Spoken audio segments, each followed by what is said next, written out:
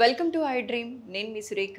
ఇవాళ మనతో పాటు ఉన్నారు గైనకాలజిస్ట్ డాక్టర్ వెల్లంకి జానకి గారు. వారితో మాట్లాడి మరిన్ని విషయాలు తెలుసుకుందాం. మేడం నమస్కారం మేడం. నమస్తే అమ్మా. డాక్టర్ గారు, ఈ మధ్య కాలంలో మనం చూసినట్లయితే వర్కింగ్ ఉమెన్ కన్సీవ్ అయినప్పుడు డెలివరీకి ముందు రోజు వరకు కూడా వర్క్ చేస్తున్నారండి. డెలివరీ తర్వాత ఇమ్మీడియట్‌గా పరిగెట్టేస్తూ ఉన్నారు. ప్రైవేట్ సెక్టార్‌లో లీవులు దొరక్కో, లేకపోతే బిజినెస్ ఎక్కడ పాడవుతుందో అని చెప్పి బిజినెస్ వుమెన్ అయ్యి ఉండొచ్చు.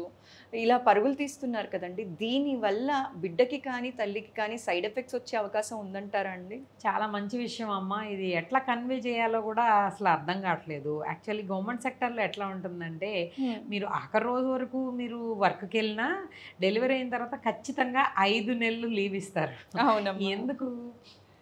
ఫస్ట్ బ్రెస్ట్ ఫీడింగ్, అది బెస్ట్ ఫీడింగ్. 6 నెలల వరకు వాటర్ కూడా ఇవ్వకుండా బిడ్డని సాకుతూ 6 నెలల వరకు కేవలం ఓన్లీ బ్రెస్ట్ ఫీడ్ ఇవ్వాలి. అది మెయిన్. అర్థమైందా? అందుకోసం చాలా ఇది ఎంకరేజ్ చేస్తారనమాట. కానీ ప్రైవేట్ సెక్టార్లో ఎట్లా అవుతుందంటే, వాళ్ళకి జాబ్ పోతుందనో ఒక రకమైన ఇన్సెక్యూరిటీకి లోన్ అవుతున్నారు. రకరకాల రీజన్స్ అయి ఉండొచ్చండి. ఇప్పుడు నా కజిన్ ఉన్నారు. ఆవిడకి ఏంటి అంటే పీడియాట్రిషియన్ సీట్ వచ్చింది. ఎక్కడో తను ఆప్షన్ కుదరలేదు తనకి. బేబీని చూసుకోవటానికి కూడా కుదరక 2 రోజులకు ఒకసారి వచ్చి బేబీకి ఫీడింగ్ ఇచ్చేదనమాట. వితిన్ డెలివరీ అయిన 10 డేస్ నుంచి జాయిన్ అయిపోయింది. అది చాలా పొరపాటు. ఎందుకంటే 2 రోజుల వరకు బిడ్డ ఏమీ తీసుకోకుండా ఎలా ఉంటుందమ్మా అంటే, ఆర్టిఫిషియల్ ఫీడ్, మళ్ళీ ఏదో సాటిస్ఫాక్షన్ కీవుడై చేస్తోంది. అలా మిక్స్డ్ ఫీడ్ చేస్తే బేబీకి చాలా ఇన్ఫెక్షన్స్ రావడము, ఎదుగుదల తేడా రావడము, తర్వాత డెవలప్మెంటల్ డిలేస్ రావడము, లేకపోతే లర్నింగ్ డిఫికల్టీస్ రావడము, చాలా బేబీ ఇష్యూస్ ఉంటాయమ్మా. అందుకని అది చేసే పద్ధతి కరెక్ట్ కాదు. తర్వాత మామూలుగా పోస్ట్ నేటల్ ఉమెన్ అంటే ఏమిటంటే, ఒక మనిషి, ఒక ఆడపిల్ల డెలివరీ అయిన తర్వాత 6 వారాల వరకు ఆమె యొక్క ప్రతి టిష్యూ నార్మల్కి వెళ్ళడానికి ప్రయత్నం చేస్తుంది. 6 వారాల పాటు 6 వారాల పాటు ఏం జరిగినా దానికి కారణం ఆమె వెళ్ళి వర్క్ చేయడం మాత్రమే. దానిలో చాలా ప్రాబ్లమ్స్ ఉంటాయి. ప్యూపేరియం అంటారు దీన్ని. ఈ పీరియడ్ని ప్యూపేరియం అంటారు. అంటే ఆమెకి జ్వరం రావచ్చు రకరకాల కారణాలతో. బ్రెస్ట్ ఫీడింగ్ చేయలేకపోవడం వల్ల ఎన్లార్జ్ అయ్యి జ్వరం రావచ్చు, యాబ్సెస్ రావచ్చు, అది గడ్డలు కట్టి రొమ్ములో రకరకాల ప్రాబ్లమ్స్కి లీడ్ చేయొచ్చు. తర్వాత బేబీకి కూడా కావాల్సిన అన్ని కొలెస్ట్రాల్లో ఎంత గొప్ప విశేషం ఉంది, యాంటీబాడీస్ ఉన్నాయి, అన్ని రకాలు ఉన్నాయి. అంటే ఈ ప్రత్యేకమైన ప్రతి ఇన్ఫెక్షన్ని తట్టుకునే శక్తి అవన్నీ ఎవరు ఇవ్వాలి? తల్లి మాత్రమే ఇవ్వగలదు. ఒక 5 నెలలు కష్టతరమే అయినా వాళ్ళు తప్పకుండా వాళ్ళను వాళ్ళు చూసుకుంటూ బిడ్డను కూడా ఖచ్చితంగా సాకడం కోసమే 6 నెలలు అనేది ఖచ్చితంగా వాళ్ళు బేబీతో స్పెండ్ చేయవలసిందే. ఒకవేళ ఖచ్చితంగా వెళ్ళవలసి వచ్చిందనుకోండి, 6 వారాల లోపల మటుకు వెళ్ళకూడదు. ఎందుకంటే ఒకటి గర్భసంచి ప్రాబ్లం ఉండొచ్చు, అది జారిపోవచ్చు కూడా. పొద్దున ప్రొలాప్స్లోకి ల్యాండ్ అవుతారు. అంటే కిందకి జారిపోతుంది గర్భసంచి అనేది, ఎందుకంటే అది రికవరీ అవ్వకముందలే పరిగెట్టారు. తర్వాత బ్లీడింగ్ ప్రాబ్లమ్స్ రావచ్చు, ఇర్రెగ్యులర్గా అయిపోతాయి అన్నమాట. అంటే హార్మోన్ డిస్టర్బ్ అయిపోతుంది.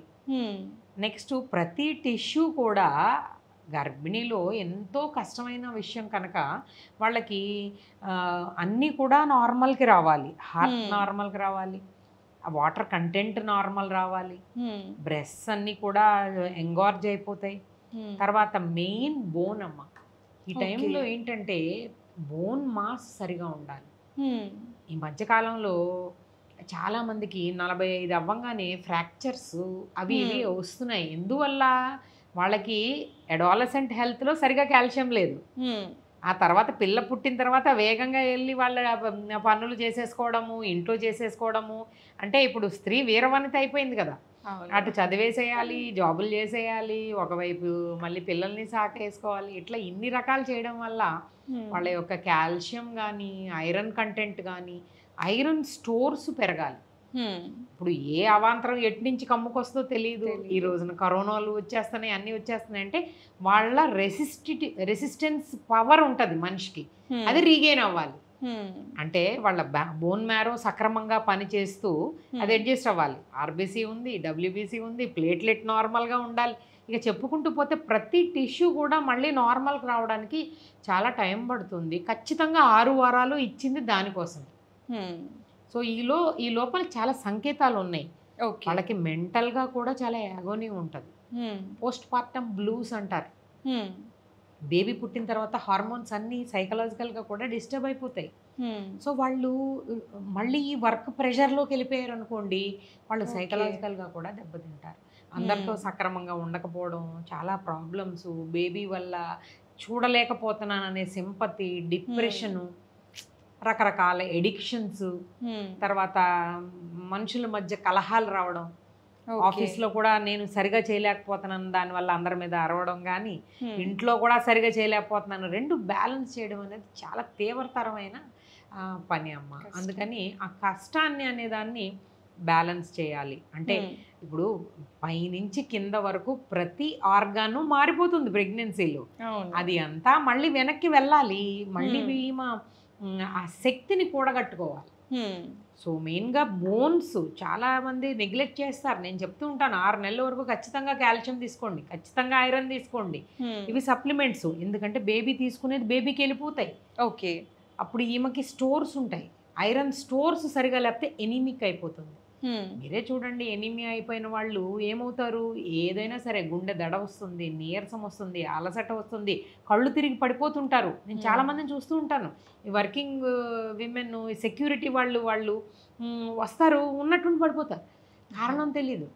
అలా చాలా విషయాలు ఉంటాయి అన్నమాట. సో అందుకని సరైన ఆహారం తీసుకోవాలి, సరైన రెస్ట్ తీసుకోవాలి, సరైన పీస్ ఆఫ్ మైండ్ ఉండాలి. చుట్టూ ఉన్న వాళ్ళ ఇంట్లో పరిసరాలని వాటిలన్నిటిని మెంటల్గా కూడా బ్యాలెన్స్ చేసుకోగలగాలి. అవన్నీ రీగెయిన్ అయిన తర్వాత 6 వారాలు ఖచ్చితంగా మీరు ఇంట్లో ఉండి తీరవలసిందే. ఒకవేళ 6 వారాల తర్వాత వచ్చి జాయిన్ అయినా కానీ మీకోసం ఇప్పుడు ఒక స్పెషల్ చట్టం కూడా ఉందమ్మా. వర్కింగ్ ప్లేస్లో ఫీడింగ్ రూమ్స్ ఉండాలి. బేబీని ఎప్పటికప్పుడు వాళ్ళ హస్బెండ్ తీసుకొచ్చి బేబీని ఫీడ్ చేయవలసిందే. డిమాండ్ ఫీడింగ్ అంటారు. బేబీ ఏడిస్తే మంచినీళ్ళు కూడా పట్టకూడదు, కేవలం తల్లిపాలే పట్టాలి. అలా ఎంతమంది చేస్తున్నారమ్మా ఈ రోజున? సో డబ్బా పాలు పట్టి ఒకరోజు డబ్బా పాలు ఒకరోజు తల్లిపాలు పట్టితే ఆ బేబీ గతి ఏం కావాలి? సో ఎన్ని ఇన్ఫెక్షన్స్ వస్తాయి. సో వాళ్ళకి రెసిస్టెన్స్ అనేది ఉండదు. బేబీతో చాలా ప్రాబ్లమ్స్ వస్తాయి. వాళ్ళు ఒక రకమైన జిద్దులాగా తయారైపోయి వాళ్ళు కూడా చాలా డిమాండింగ్గా తయారవుతారు. వాళ్ళ వల్ల తీవ్రమైన నష్టాలు. ఏ రకంగా మనం భావితరానికి మేలు చేస్తున్నాం? సో ఇవన్నీ కూడా మనం చాలా జాగ్రత్తగా ఆలోచించుకుంటూ ఉండాలమ్మా. చాలా చక్కగా చెప్పారండి. ఎందుకంటే ఉరుకుల పరుగుల జీవితంలో ఆడవారు ఇటు కార్పొరేట్లో వర్క్ చేస్తున్న వాళ్ళు కావచ్చు, ఎవరైనా వర్కింగ్ ఉమెన్ కొన్నిసార్లు పర్సనల్ లైఫ్ని వర్క్ లైఫ్ని బ్యాలెన్స్ చేయలేక ఇబ్బంది పడుతూ సతమతం అయిపోతూ ఉంటారు. ఇంకప్పుడే డెలివరీ అయిన ఆడవారైతే ఇక చెప్పాల్సిన అవసరం లేదు, ఎంతో స్ట్రెస్ ఫీల్ అవుతూ ఉంటారు. దానివల్ల వచ్చే సైడ్ ఎఫెక్ట్స్ని అర్థమయ్యేలాగా సవివరంగా తెలియజేసినందుకు ధన్యవాదాలమ్మా.